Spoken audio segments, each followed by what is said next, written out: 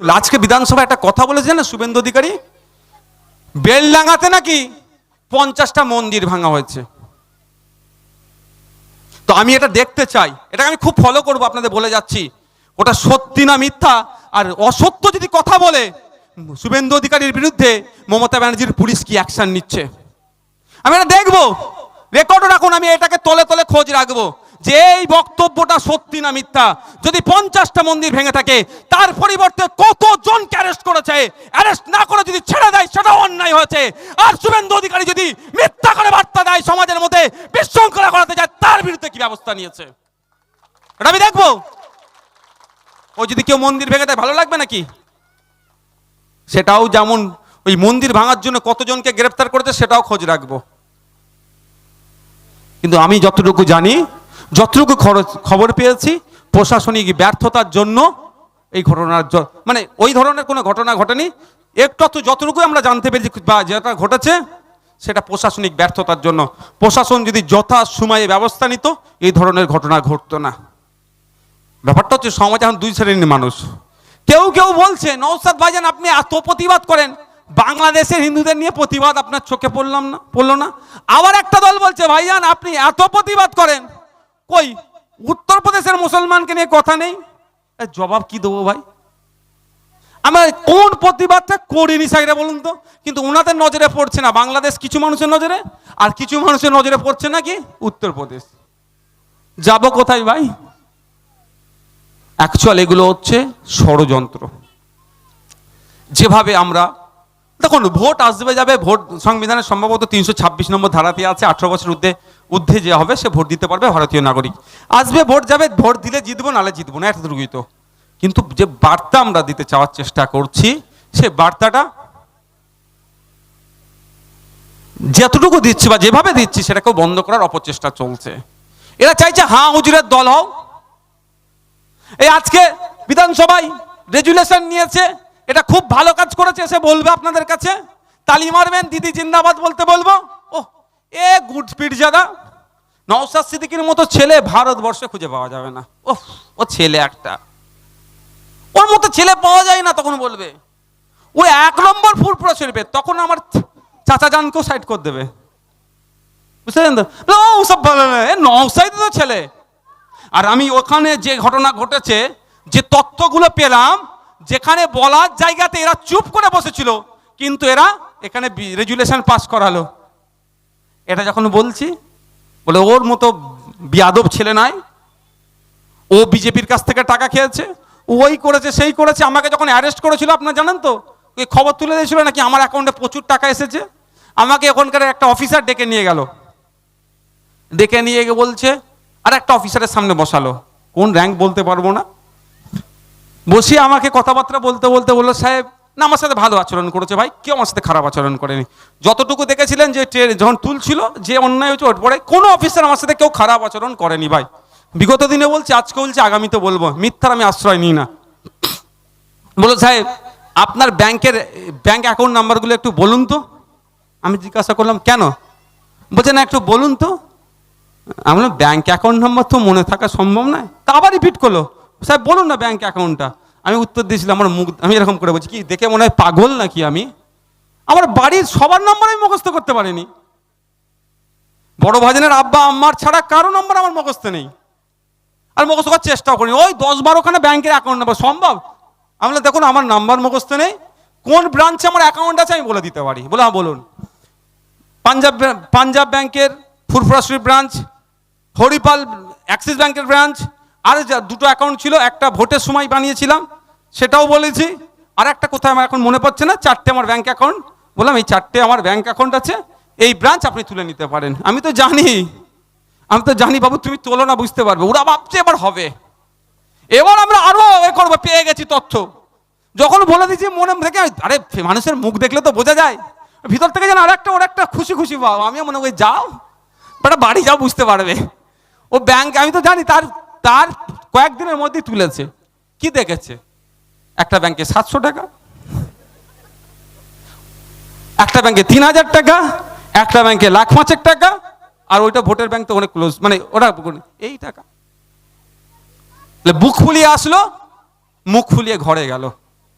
তো যেটা বলছি আপনাদেরকে, আমি নিজের বেশি বলে ফেলছি কথা, আমি অনুরোধ আপনাদেরকে এতটুকুই, আজকে আমরা যাকে স্মরণ করে আমরা রক্তদান শিবির ছাত্রদের হাতে এই শিক্ষা সামগ্রী তুলে দিচ্ছি বা আপনারা উপস্থিত হয়েছেন, যদি তার লক্ষ্য উদ্দেশ্যটাকে আমরা না বাস্তবায়ন করতে পারি, তাহলে আপনাদের বলবো এটা পালন করা বৃথা হবে।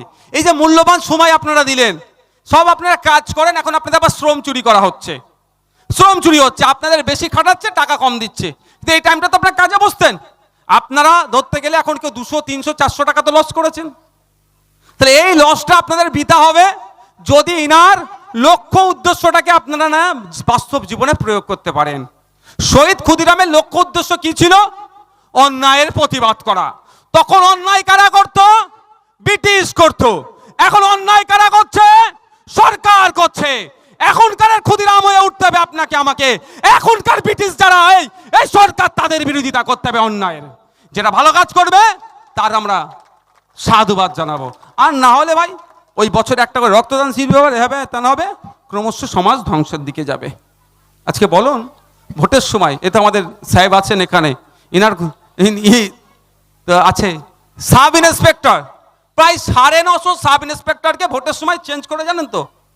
হ্যাঁ, আর মমতা ব্যানার্জি বলেছিল নিজের জেলাতে পোস্টিং দেব বলে অনেক কিছু দেয়, বাস্তবে হয় না। 950 মতো সাব ইন্সপেক্টর এখন মুর্শিদাবাদেরটাকে, এখন বিধাননগরে আছে, বিধাননগরেরটা মুর্শিদাবাদ আছে, এরকম দুনিয়া ফেলে রেখে দিয়েছে। আরে ভোট হয়ে গেছে, অন্তত তাদের জেলায় পাঠিয়ে দাও, এটা করছে না। আর আমাদের কিছু হলেই পুলিশের মন্দিরের ঘন্টা সভা এসে একবার করে নাড়িয়ে দিচ্ছে। শাসকও বলছে, বিরোধীও বলছে। ভাঙড়ে যে সব থেকে বেশি তোলাবাজি অন্যায় করে জাগলগাছি অঞ্চলে যে নেতাগুলো, তারা আবার পুলিশের বিরুদ্ধে স্লোগান দিচ্ছে, আবার পুলিশ ওদেরকে প্রোটেক্ট করে। বুঝতে পেরেছেন তো ব্যাপারটা? যে পুলিশ নিয়ে ভাবতে হবে আমাদেরকে। আজকে পুলিশে পশ্চিমবাংলায় প্রায় 1.5 লক্ষ শূন্য পদ আছে, থানা বেড়ে যাচ্ছে। ভাঙড়ে 8টা থানা করেছে, আমি বলেছি পাড়ায় পাড়ায় থানা করে দাও, অসুবিধা নেই। কেন হবে?